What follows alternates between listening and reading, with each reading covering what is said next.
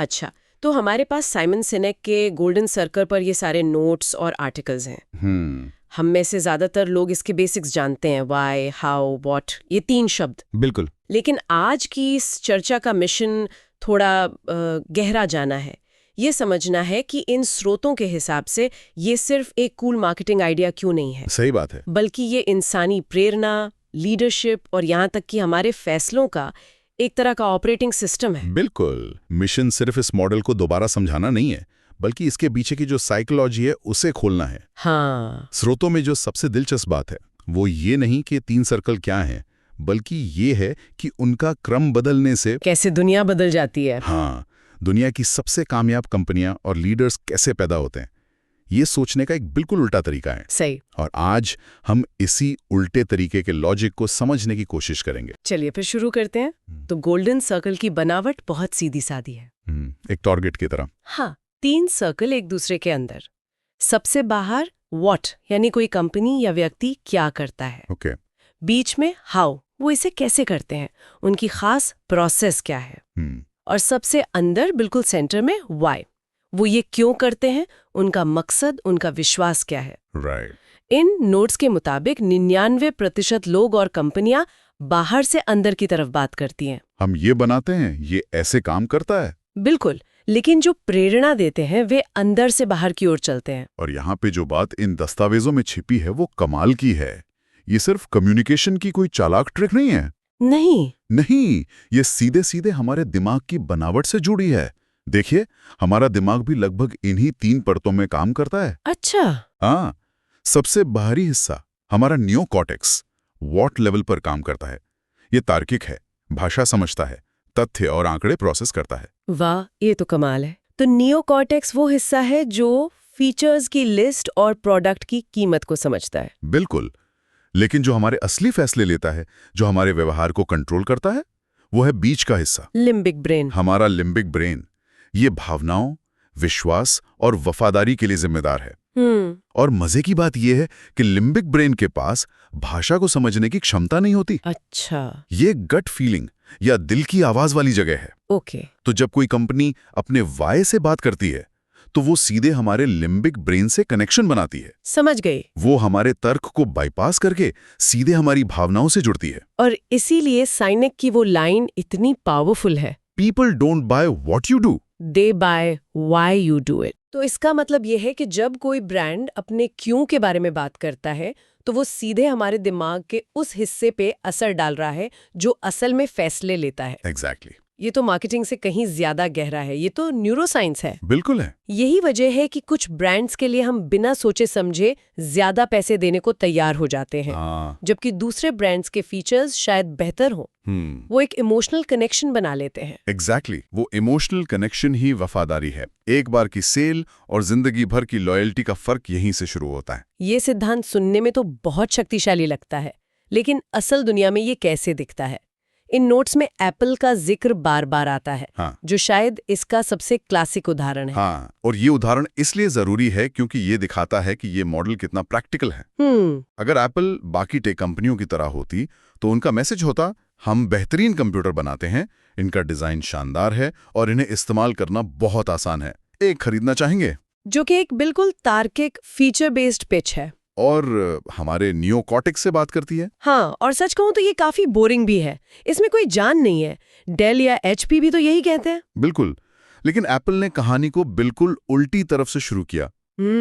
उनका वाय था यथास्थिति को चुनौती देना, अलग सोचना, थिंक डिफरेंट। हाँ, उनका विश्वास था कि क्रिएटिविटी और जुनून दुनिया बदल सकते हैं। राइट। तो उनका मैसेज कुछ इस तरह का था, हम जो कुछ भी करते हैं हम हमेशा लीक से हटकर सोचने में विश्वास करते हैं, हम दुनिया को अलग नजरिए से देखते हैं। ओके। और जिस तरह से हम इस सोच को सच करते हैं वो है ऐसे प्रोडक्ट्स बनाकर जिनका डिजाइन खूबसूरत हो और जो इस्तेमाल करने में आसान हो। और फिर आता है क्या? और इसी सोच के साथ हम कुछ बेहतरीन कंप्यूटर बनाते हैं, एक खरीदना चाहेंगे। फर्क साफ है। दूसरे वाले में मैं सिर्फ एक कंप्यूटर नहीं खरीद रही हूँ, मैं एक सोच, एक पहचान खरीद रही हूँ। बिल्कुल। मैं थिंक डिफरेंट वाली कम्युनिटी का हिस्सा बन रही हूँ। सही बात है। लेकिन यहाँ मेरे मन में एक सवाल आता है। ये एप्पल का उदाहरण तो स्टीव जॉब्स के जमाने का है। क्या आज की दुनिया में जहाँ बाजार इतना भीड़ भरा है और जहां एप्पल खुद एक बहुत बड़ी कॉरपोरेशन बन गई है, क्या वो अब भी अपने वाई से चलती है या अब वो भी वॉट यानी आईफोन के नए फीचर्स पर ही ज्यादा ध्यान देती है? ये एक बहुत जरूरी सवाल है और स्रोतों में इस पर सीधी टिप्पणी तो नहीं है, लेकिन वे हमें सोचने का एक फ्रेमवर्क देते हैं। अच्छा, कई आलोचकों का मानना है कि एप्पल का वाई अब पहले जितना साफ नहीं रहा। मुझे भी यही लगता है। आज उनकी मार्केटिंग ज्यादातर कैमरा क्वालिटी, प्रोसेसर स्पीड यानी व्हाट और हाउ पर केंद्रित है। बिल्कुल। लेकिन उनकी ब्रांड लॉयल्टी इतनी मजबूत इसलिए बनी हुई है क्योंकि उनका वाई इतने सालों तक इतना शक्तिशाली था कि उसकी गूंज आज भी बाकी है। अच्छा, तो मतलब पुराने वफादार ग्राहक आज भी उस विश्वास से जुड़े हैं। हाँ, पर हाँ, ये खतरा है जब क्या आपकी क्यों पर हावी हो जाता है तो आप अपनी आत्मा खोने लगते हैं। इन नोट्स में राइट ब्रदर्स का उदाहरण भी बहुत दिलचस्प है। उनके सामने सैमुअल पियरपॉन्ट लैंगली थे जिनके पास सब कुछ था, पैसा, कनेक्शन, बेहतरीन टीम, फिर भी वो हार गए। ये उदाहरण क्यों की असली ताकत दिखाता है, जो संसाधनों से भी बढ़कर है। लैंगली का वाई क्या था? अमीर और मशहूर होना। हाँ, वो अमीर और मशहूर होना चाहते थे। ये एक भारी मकसद था, एक वॉट जो वाई का भेस लेकर आया था। उनकी टीम एक तनख्वाह के लिए काम कर रही थी। ओके। दूसरी तरफ राइट ब्रदर्स का वाई एक गहरा विश्वास था। उन्हें यकीन था कि अगर इंसान उड़ सका तो इससे पूरी मानवता का भविष्य बदल जाएगा। तो मतलब उनकी टीम पैसे के लिए नहीं, एक सपने के लिए काम कर रही थी। हाँ, उनके पास शायद फंडिंग नहीं थी, लेकिन उनके पास जुनून था। और जुनून एक ऐसा ईंधन है जो पैसे से नहीं खरीदा जा सकता। सही बात है। जब लैंगली को शुरुआती नाकामी मिली और प्रेस ने उनकी आलोचना की तो उन्होंने छोड़ दिया, क्योंकि उनका मकसद पूरा नहीं हो रहा था। हाँ, शोहरत और पैसा दूर जाता दिख रहा था। लेकिन जब राइट ब्रदर्स बार बार फेल हुए तो वे लगे रहे। क्यों? क्योंकि उनका विश्वास नहीं टूटा था। उनका क्यों उन्हें हर सुबह उठकर फिर से कोशिश करने की ताकत दे रहा था। तो ये कहानी हमें सिखाती है कि उद्देश्य लचीलेपन को, मतलब रेजिलियंस को जन्म देता है। एग्जैक्टली। और यही बात मार्टिन लूथर किंग जूनियर के उदाहरण पर भी लागू होती है। इन नोट्स में एक बहुत पावरफुल लाइन है। उन्होंने ये नहीं कहा था आई हैव अ प्लान, उन्होंने कहा था आई हैव अ ड्रीम। हाँ, इस छोटे से फर्क को समझना बहुत जरूरी है। बताइए। एक प्लान हाउ और व्हाट के बारे में होता है, ये तार्किक होता है, इसमें स्टेप्स होते हैं। लेकिन एक ड्रीम वाई के बारे में होता है। ये एक भविष्य की तस्वीर है, एक विश्वास है। राइट। किंग ने लोगों को ये नहीं बताया कि उन्हें क्या करना है, उन्होंने लोगों को ये दिखाया कि वे किस भविष्य में विश्वास करते हैं। उन्होंने अपना सपना लोगों के सामने रखा और उन्हें न्योता दिया कि वे भी इस सपने का हिस्सा बने। तो लोग उनके प्लान के लिए वॉशिंगटन में इकट्ठा नहीं हुए थे। नहीं, वे उस सपने के लिए आए थे जिस पर वे भी यकीन करना चाहते थे। हाँ, उन्होंने एक ऐसा क्यों पेश किया जो सिर्फ उनका नहीं था बल्कि लाखों लोगों का बन गया। और यही महान लीडरशिप का सार है। बिल्कुल। लीडर वो नहीं जो लोगों को काम करने के लिए मजबूर करे, लीडर वो है जो लोगों को प्रेरित करे। और प्रेरणा तब आती है जब लोग आपके क्यों को अपना क्यों बना लेते हैं। तो इन सभी उदाहरणों में एक ही पैटर्न है। एक ही पैटर्न है। एप्पल ने लोगों को क्रिएटिविटी पर विश्वास करने के लिए प्रेरित किया, राइट ब्रदर्स ने अपनी टीम को इंसान की क्षमता पर, और किंग ने एक देश को बराबरी पर विश्वास करने के लिए प्रेरित किया। ये सब सुनने में बहुत अच्छा लगता है, लेकिन ज्यादातर बिजनेस इस तरह से काम नहीं करते। स्रोत बताते हैं कि जो लोग अपने क्यों को नहीं जानते वो बिक्री के लिए हेरफेर यानी मैनिपुलेशन का सहारा लेते हैं। हाँ, डिस्काउंट, प्रमोशन, डराना, नए नए फीचर्स बताना। और ये काम भी करता है। हाँ, लेकिन शॉर्ट टर्म में। एक सेल लगाकर आप अपना माल बेच सकते हैं, लेकिन ये एक लेन देन है, रिश्ता नहीं। सही। जैसे ही कोई दूसरा बेहतर डिस्काउंट देगा, ग्राहक वहां चला जाएगा। ये वफादारी नहीं बनाता। इन नोट्स में law of diffusion of innovation का जिक्र भी इसी संदर्भ में आता है। अच्छा। ये सिद्धांत कहता है कि कोई भी नया आइडिया या प्रोडक्ट बाजार में एक साथ नहीं फैलता। हाँ, इसमें वो बेल कर्व होता है जिसमें सबसे पहले इनोवेटर्स और अर्ली अडॉप्टर्स आते हैं। बिल्कुल। और ये जो शुरुआती 15 से 18% लोग हैं, ये क्यों पर फैसले लेते हैं। क्यों पर? हाँ, वे नए आइडिया को इसलिए नहीं अपनाते कि वो परफेक्ट है, बल्कि इसलिए अपनाते हैं क्योंकि वो उनके अपने विश्वास से मेल खाता है। अच्छा। वे दुनिया को दिखाना चाहते हैं कि वो क्या मानते हैं। तो अगर बाजार के बड़े हिस्से तक पहुंचना है तो आप उन्हें सीधे नहीं मना सकते। आपको पहले इन अर्ली अडॉप्टर्स को जीतना होगा, और उन्हें जीतने का एकमात्र तरीका है अपने क्यों को साफ साफ बताना। जब वे आप पर विश्वास करेंगे तो वे खुद आपका संदेश बाकी दुनिया तक फैलाएंगे। तो क्यों सिर्फ एक मार्केटिंग मैसेज नहीं है, ये एक फिल्टर है जो आपके असली समर्थकों को आपकी तरफ खींचता है। बिल्कुल। ये बहुत शक्तिशाली विचार है। लेकिन अब असली सवाल पर आते हैं। ये सिद्धांत सुनने में तो बहुत शक्तिशाली लगता है, लेकिन मैं ये सोच रही हूँ कि कोई इसे अपनी असल जिंदगी में कैसे इस्तेमाल कर सकता है। सही सवाल। क्या स्रोतों में इसे खोजने का कोई तरीका बताया गया है?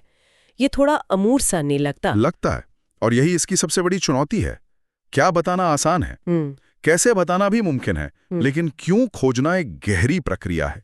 ये कोई आविष्कार नहीं है, ये एक खोज है। मतलब ये पहले से हमारे अंदर मौजूद है? हाँ, इन नोट्स में कुछ प्रैक्टिकल तरीके दिए गए हैं। पहला, अपनी जिंदगी की कहानियों को देखें। ओके। वो कौन से पल थे, कौन से प्रोजेक्ट्स थे जब आप सबसे ज्यादा जिंदा और ऊर्जावान महसूस कर रहे थे। उन कहानियों के पैटर्न में आपका क्यों छुपा होता है। मतलब अपनी पर्सनल हाइलाइट्स को फिर से देखना।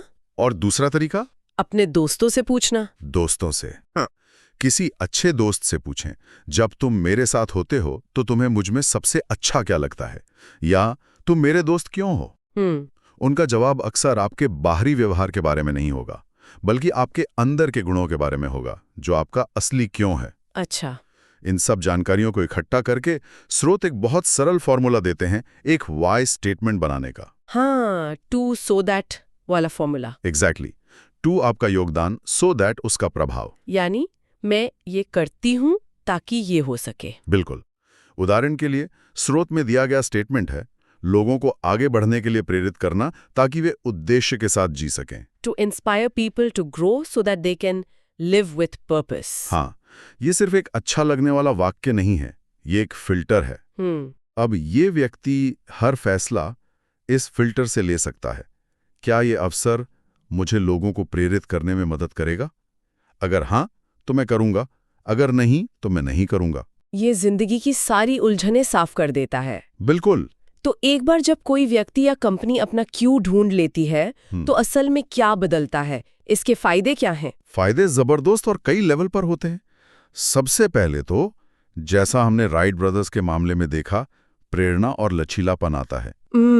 रेजिलियंस। हाँ, जब आपको पता हो कि आप कोई काम क्यों कर रहे हैं, तो मुश्किलें आपको रोक नहीं पाती। सही। दूसरा, फैसले लेना आसान हो जाता है। आपका क्यों आपके लिए कंपास की तरह काम करता है। ओके। तीसरा, आप सही लोगों को अपनी तरफ आकर्षित करते हैं, चाहे वो ग्राहक हो या कर्मचारी। जो लोग आपके विश्वास पर विश्वास करते हैं, वो आपके साथ जुड़ना चाहेंगे। लेकिन यहाँ मैं फिर से वही सवाल पूछना चाहूंगी जो हमने एप्पल के बारे में पूछा था। पूछे। ये उदाहरण तो बेहतरीन है, लेकिन क्या सिर्फ एक मजबूत क्यों होना ही काफी है? कई स्टार्टअप्स एक बहुत ही भावुक और मजबूत क्यों के साथ शुरू होते हैं, लेकिन उनका प्रोडक्ट क्या खराब होता है या उनकी बिजनेस प्रोसेस कैसे ठीक नहीं होती और वे फेल हो जाते हैं। ये एक बेहद जरूरी नुक्ता है, और इसका जवाब है नहीं। क्यों अकेला काफी नहीं है। तो फिर आपको तीनों सर्कल में अनुशासन चाहिए। सिनेक इसे सैलरी टेस्ट कहते हैं। Salary test. हाँ। मान लीजिए आपका क्यों है स्वस्थ और प्राकृतिक चीजों को बढ़ावा देना। ठीक है। अब आप सुपरमार्केट जाते हैं, आपको सैलरी दिखती है, कुकीज दिखती हैं, चॉकलेट मिल्क दिखता है। आप सैलरी खरीदते हैं क्योंकि वो आपके क्यू से मेल खाती है। हाँ, समझ गए। आप शायद M&M's नहीं खरीदेंगे। आपके फैसले साफ हैं, क्यों आपको बताता है कि कौन से फैसले सही हैं। ठीक है। लेकिन अनुशासन का मतलब है कि आपका कैसे, यानी आप काम कैसे करते हैं, और आपका क्या, मतलब आप क्या बनाते हैं या बेचते हैं, वो भी आपके क्यों के अनुरूप होना चाहिए। बिल्कुल। अगर आपका क्यों विश्वास और पारदर्शिता है, लेकिन आपका कैसे लोगों से जानकारी छुपाना है, तो ये संतुलन बिगड़ जाएगा। लोग आपके क्या को तब तक नहीं खरीदेंगे जब तक उन्हें ये विश्वास ना हो कि ये आपके क्यों का ही एक सबूत है। तो क्यों शुरुआत है, मंजिल नहीं। ये वो नींव है जिस पर कैसे और क्या की इमारत खड़ी होती है। अगर नींव मजबूत है लेकिन इमारत खराब है, तो भी वो ढह जाएगी। तो आज की इस गहरी पड़ताल का सार ये है कि नेतृत्व का मतलब प्रेरणा है, हेर-फेर नहीं। सही। एक यादगार ब्रांड बनाने का मतलब उद्देश्य है, सिर्फ उत्पादन नहीं। बिल्कुल। और व्यक्तिगत सफलता या संतुष्टि का रास्ता भ्रम से नहीं बल्कि स्पष्टता से आता है। संदेश सीधा और शक्तिशाली है। हमेशा क्यों से शुरू करें और फिर अनुशासन के साथ ये सुनिश्चित करें कि आपका कैसे और क्या उसी क्यों को साबित करते हों। बिल्कुल। और अंत में सोचने के लिए एक विचार छोड़ते हैं। जरूर। स्रोत इस बात पर बहुत अच्छी तरह से ध्यान केंद्रित करते हैं कि अपना क्यों कैसे खोजा जाए। लेकिन तब क्या होता है जब किसी संगठन का क्यों उसका मूल उद्देश्य, उसके क्या यानी उसके आज के कामों से अलग हो जाता है। ये तो बहुत होता होगा। हाँ, ऐसा कई बार होता है जब कंपनियां बड़ी हो जाती हैं और अपने शुरुआती जुनून से दूर हो जाती हैं। राइट। तो सवाल यह है कि कोई व्यक्ति या लीडर ये कैसे सुनिश्चित कर सकता है कि उसके आज के कार्य अभी भी उसके मूल उद्देश्य की पूर्ति कर रहे हों। एक जरूरी सवाल है। और अगर वे ऐसा नहीं कर रहे हैं तो इसका जोखिम क्या है? क्या इससे सिर्फ वफादारी कम होती है या ये धीरे धीरे संगठन के अस्तित्व के लिए ही एक खतरा बन जाता है?